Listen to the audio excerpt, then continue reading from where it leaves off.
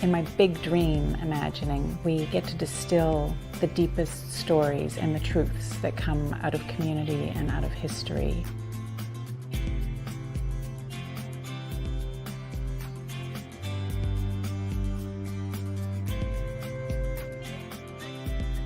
When we have our voices heard and have our messages heard, we become leaders.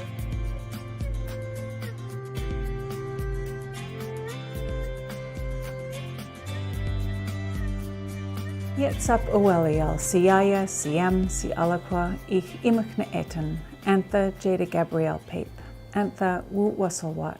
Welcome to the Drawing Wisdom video podcast. We're in season 3. This is episode 6, where our whole Drawing Wisdom team of Kat Dodds, David Ng, and myself, Jada-Gabrielle Pape, come together as co-conspirators in conversation.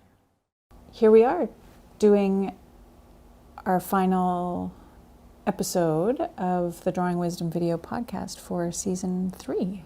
And nice to be in conversation with you both.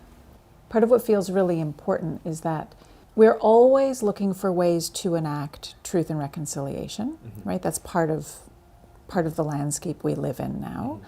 And so that means, like for me as an Indigenous person, that means I can't live in a bubble and just be with my own people. That's not how the world works. So in overlapping projects, it means coming into relationships with, being in solidarity with non-Indigenous people. And that is surprisingly difficult and challenging.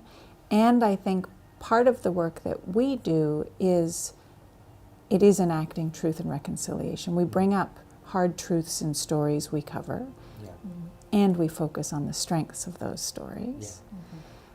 We celebrate it and uphold it. And then I think also part of creating Drawing Wisdom has given us a platform. And I guess maybe we want to identify, because we talk about Drawing Wisdom like we all know what it is. Well, it's kind of our operating principle. Trying to define it was hard at first. Like, is it an initiative? Is it a company? Is it a production company? Right. Is it what? And so we started by saying we did a bunch of different things, which we do, but really it's a philosophy. Right. And a platform. And a platform now. And also a podcast. Yes. Right. And also a production company at times. Yeah. And et cetera. And I guess, part of it is that, like, when you say that we had a hard time defining it in the beginning, I think it's fair to say I didn't know what we were doing a great deal of the time, because my skill set is like, I hone in on the story and follow the pattern, and your skill set is to see something really, really big. And I'm often like, I don't really know what you're seeing, because I'm not seeing it yet. But then once I wait, like I don't have to wait a long time, I'm like, oh, that's what we're doing. And it's so clear. But we actually bring very different things. And I feel like that's part of that model of just paying attention, trusting the process. Yeah. Listening to each other and trusting each other, and then building, then I think the people that are not in our internal team that participate in that, they come to trust us because they see it happening. Yeah. Yeah. And then that trust is reinforced by the outcome of the project, which always shows them that they've been listened to. Yeah. Projects are different, but I think the common thing is that it isn't articulated this, but I think the communities that we make projects for, when they see them, I think they definitely feel seen and heard from what comes out of it.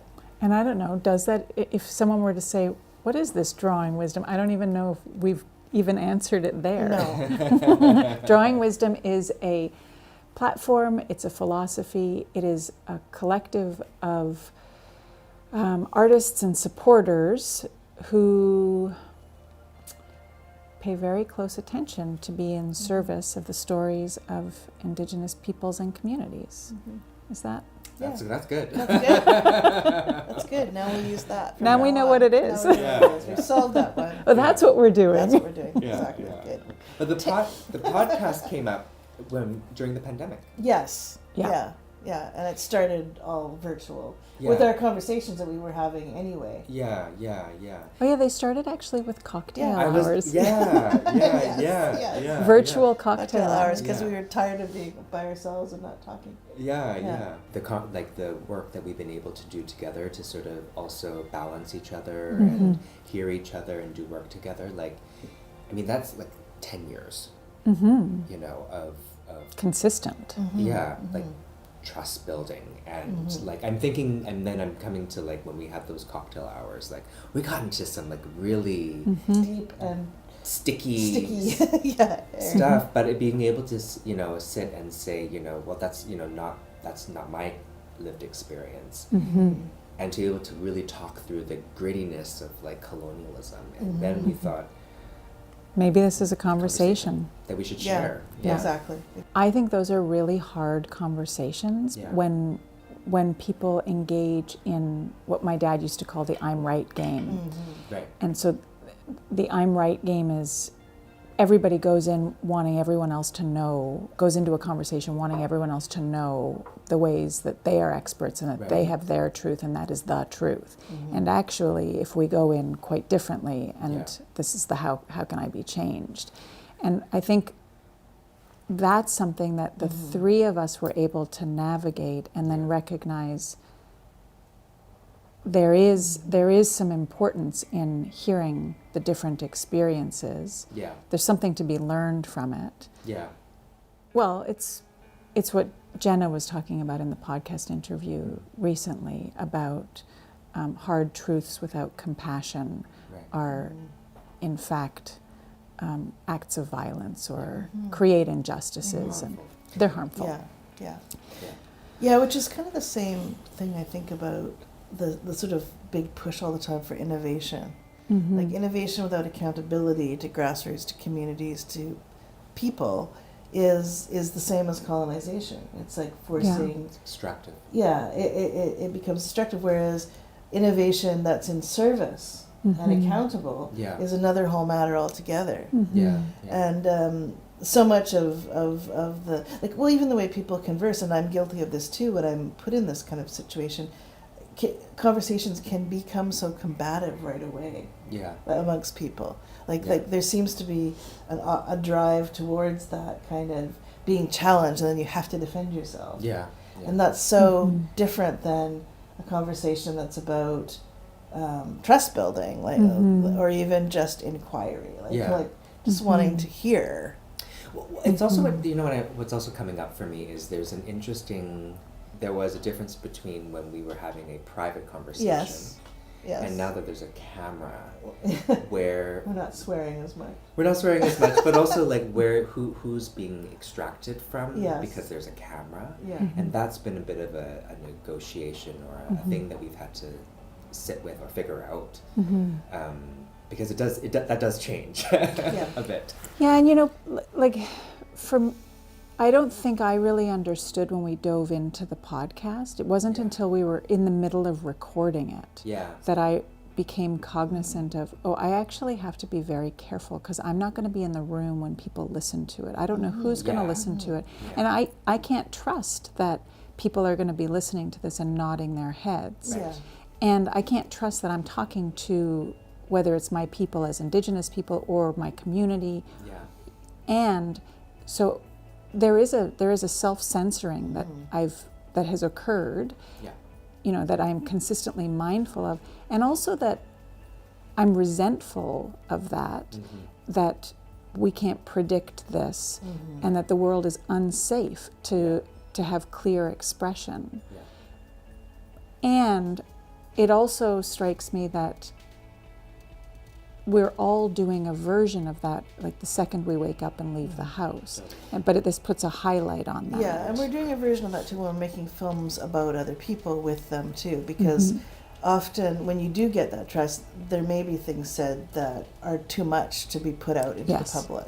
And we're very careful about that. And I mean, that's so completely antithetical to quote-unquote reality TV, which is produced and scripted to build on those conflicts, poke that conflict until it erupts, and document it and make that the drama. So literally the Starring Your Own Stories and our Drawing Wisdom process is the absolute opposite of that. Yeah. It's about making it safe for people to say what they really think, and then having the responsibility to be careful what we also put out later. There's a recent story. I did a project where there was an elder who is from a different generation and also didn't speak a lot of English.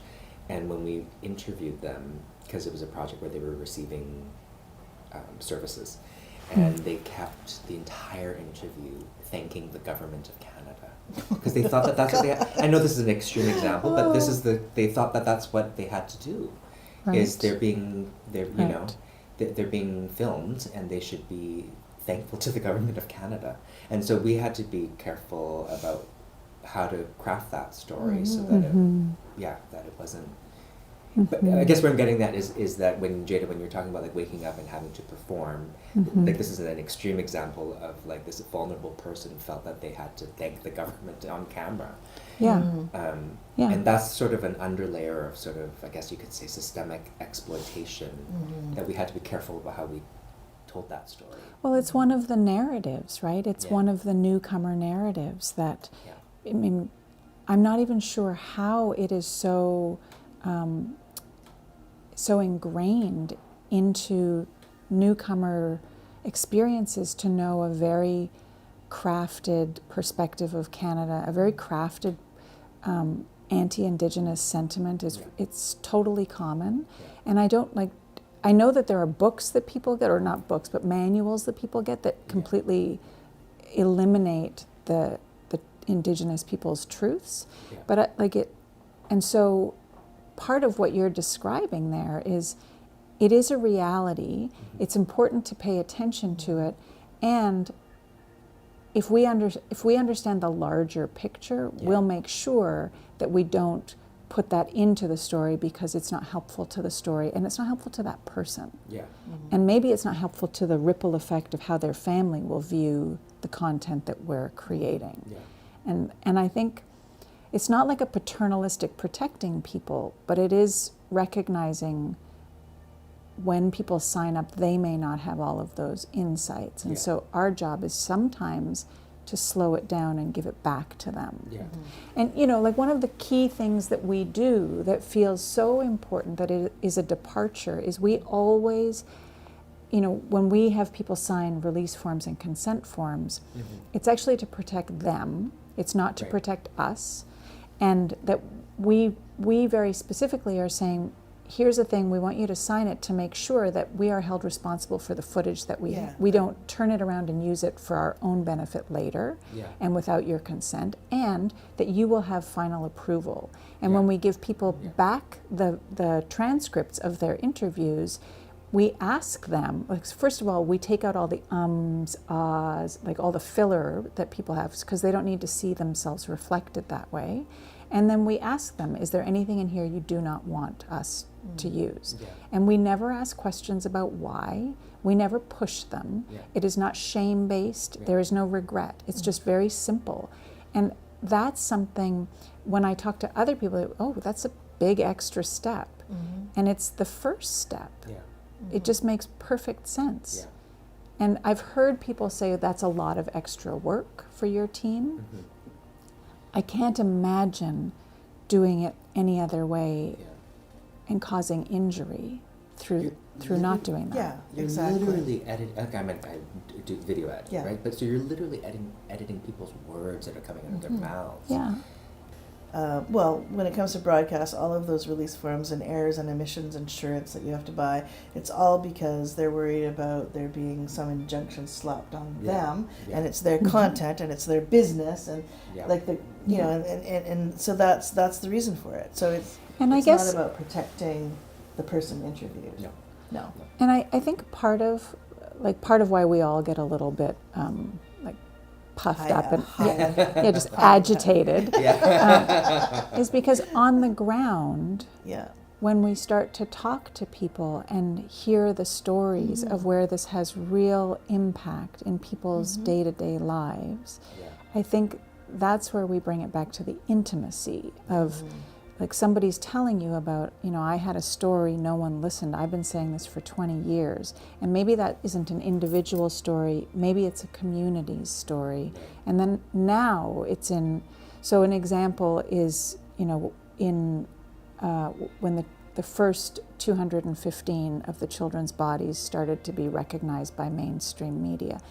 Those were stories that in my communities we'd been talking about forever.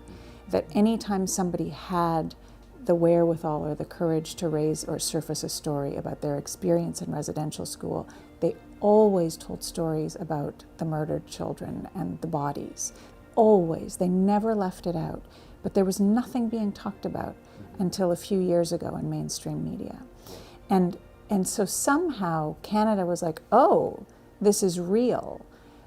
And so that's that thing about if we're not paying attention, a huge amount of people are being ignored. And those are the stories that, those are the people that I'm enraged for. Mm-hmm. I'm not really enraged about, the imbalance of power is what I really struggle with it. And I really struggle with how do we opt out from those structures and those frameworks in dominant culture to do good work. Yeah. And we still have to jump through hoops. So I was just thinking about our season 3 of the podcast, and I have a chuckle every once in a while when I think about how we were doing in season 1 and the moment of tension between each of us bringing our own skills to the podcast and David's wonderful gift of keeping things very organized and streamlined, and my wonderful gift of just make a mess of everything and don't ever have a schedule or an agenda. And how, David, at one point you said, I feel like we should get more participants lined up like now rather than later. And I was like, oh, we could do that, sure. And so this season we had far more participants than in previous seasons, ready to go, lined up, scheduled, and there was a real ease with it, sort of not coming into our own, but it became a more streamlined process, which allowed for some flexibility with content, that like richer conversations. I wonder, what was a highlight from this season for either of you? Well, conversation with Jenna, when you guys really got into sort of some of the delicate and sticky conversations around trauma-informed, quote unquote, and telling truth and doing it with compassion, but also sort of like just being thoughtful or mindful, I think, of when to speak truth, because sometimes the person receiving it may not be in a place to hear it. And I was sharing before we started shooting, that's been something that I've really been grappling with as well, because in some of the circles that I've been in where people are going through a tough time and might be speaking the truth might actually be not the right time, or at that time actually might be harmful to the person because whatever they're going through. And that's been very hard for me because I resonated with Jenna, like I can be a very sharpshooter and I believe in speaking it and laying things on the table but when they need to be, and sometimes that I think it's that conversation really stuck out to me about the trauma-informed, doing things with care, but also being reflexive or thinking about how you are doing that. Yeah, what I hear in that is that listening to Jenna speak with the humility that she speaks with and with the caring nature that she has, allowed you the safety to reflect on your own process and ways of being, which is, I think, for me, it's one of the gifts of being in these conversations is people generously share, and if we're open to it, we become transformed. Mm-hmm. What about for you? What was a highlight? I really enjoyed the conversation with Michelle, and it was just, I found it so interesting, and I had not read her book before the interview, but I finished it before I actually edited the episodes, and it was really wonderful. Like, the book is amazing. It was just really rich, though, reading the book after having heard her talking about the process with you and just talking about her ideas and all of those things, and just the way she is able to weave such hard things into such gentle stories that make you, like, it's what everyone wants to do, but it's really hard to know how to do it, creating that sort of deep empathy that she does.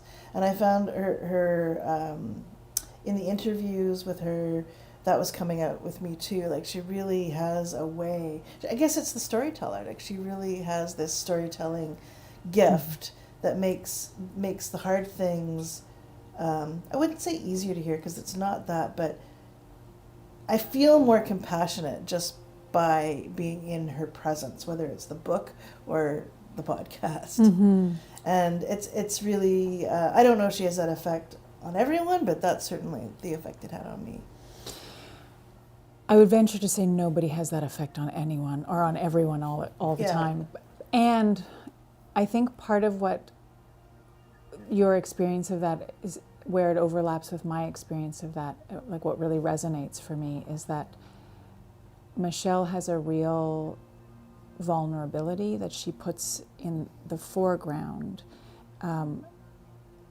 allows her own story and her own people's story to be known, and also has done great reflection around it. So she doesn't bleed out in the conversation. She's done her work around it, but there's real vulnerability, and she's another good example, much like Jenna, of speaking truth, but with compassion. And it's part of the nature of courageous conversations, is we need to speak what is true. Yeah, and I mean, her book is a fiction, but it's a fiction based on truths. Yeah. And then it was reinforced again when I was speaking to some of the people we interviewed for a different project, and also listening to those interviews, and just like some of the things she had described in her characters happening as fiction, I heard them describing as fact. All well worth noting, because it isn't obvious to the people watching this, but her book is set in the exact location we are in right now, in this neighborhood of the downtown east side and Gastown and this whole area. And that also made it poignant to me, because I've been living in this area for a long time, and we've been collectively working in this area off and on the entire time. We've been working together, and so it was really, really sort of the poetry of the feeling of the location was there too. I think, like you're describing as the poetry of the location, makes really good sense, because for me this neighborhood is completely infused with love stories. And they're the love stories of people caring for each other and caring for their stories. And I feel like this neighborhood of the downtown east side gets painted as a wasteland or as a problem, and in actuality the incredible grace that is here, when we sit and listen to it, is transformational. It's transformational. Yeah, I would say that. Yeah. And it's also one of the reasons I don't feel like leaving this part of town, even though I know it has its difficulties. I think every neighborhood is going to have its challenges, and this one just doesn't have any pretense around it. Yeah, exactly. Yeah. It's not there's hidden. no filter. Yeah. It's an unfiltered neighborhood. Yeah, totally. Yeah. And I think this neighborhood is, in part, we could describe it as it's a neighborhood filled with warriors, that they are the people who are who have experienced such pain and wake up and continue to be on the front lines and live their lives in the front lines. Including the other guests that we interviewed in this season's podcast. Yes. And they hold really, really important stories. Yeah, I love that we get to do the podcast and have these conversations. Yeah, I love it. Well, and I like the format too, because it's not necessarily an interview. No. You know? No. I like the conversation format. Yeah. I think that's actually what skilled interviews should be, is conversations, that people should leave feeling better than when they came in. People should feel cared for. I'm thinking about we all came together to bear witness to other people's stories, and every once in a while we venture into this artistic terrain of sharing our own stories, which sometimes I think it's so cool, like all these overlaps that we have and ways we get to work together, and then I think, who cares about us? I mean, certainly who cares about me? And then I also think, I wonder, like when we're thinking about where we intersect in our work and in our philosophies, and then that we're all doing very different work in the world, but it's exactly the same work. Yeah. And I would say, on this theme of art, and I'm thinking about themes of like care and accountability, it's that care and attention to detail, you know, we want to say that in the art, like, you know, world or whatever, but it's also that attention to detail in community, the community work that we do, in the process that we do, it's being an artist. Yeah. But thinking about it not just as the object per se. Yeah. Yeah, that it belongs to... The process is our medium. Yeah. Yeah. And the process is emergent. It's sort of building on itself. And so let's see what happens here. Let's see what emerges from this. So this concludes Season 3 of the Drawing Wisdom video podcast. Check us out on drawingwisdom.ca, where you can have links to our social media, as well as see notes about all of the episodes, and tune in to more episodes. Take good, gentle care.